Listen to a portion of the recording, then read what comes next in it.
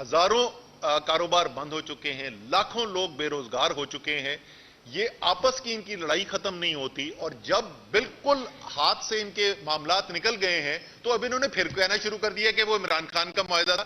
او بھائی، عمران خان کا معاہدہ تھا تو یہ آپ مذاکرات کر کس سے رہے ہیں؟ یہ آئی ایم ایف کی ٹیم یہاں پہ کیوں آئی ہوئی ہے؟ وہ یہاں پہ ان کو کسی نے بتایا تھا کہ اسلام آباد کا موسم بہت اچھا ہے، جو واقعی میں ہے بہت اچھا، لیکن میرے خیال میں اسلام آباد کا اچھا موسم انجوائے کرنے کے لیے نہیں آئے ہوئے۔ آئی ایم ایف کی ٹیم یہاں پہ آئی ہوئی ہے حکومت کے ساتھ معاہدے کی نیگوسیشنز کرنے کے لیے۔ تو اگر معاہدہ پرانا عمران خان کا تو نیگوسیشن ہو کس بات پہ رہی ہیں؟ تو خدا کا واسطہ جھوٹ بولنا چھوڑ دیں۔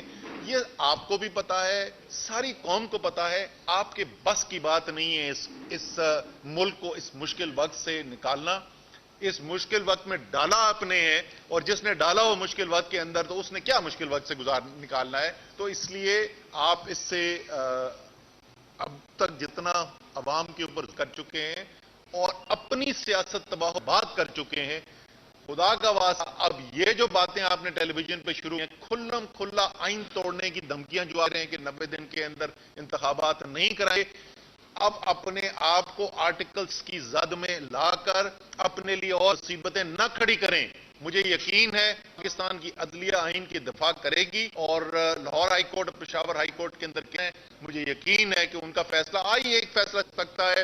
لاہور ہائی کورٹ میں تو آرڈرز در بالکل واضح لکھ دیا، ہر صورت میں الیکشن دن کے اندر اندر ہونا ہے، تو الیکشن کی تیاری کریں۔ ہمیں پتا ہے کہ آپ کو اس دفعہ انشاءاللہ تعالی پاکستان قوم سے بے تحاشا پڑھنی ہے جو آپ نے ملک کے ساتھ کیا ہے، لیکن اس کے باوجود آپ کے پاس اور کوئی راستہ نہیں ہے، اس لیے آئین توڑنے کی باتیں چھوڑ دیں اور الیکشن کی تیاری کریں، میدان کے اندر آئیں۔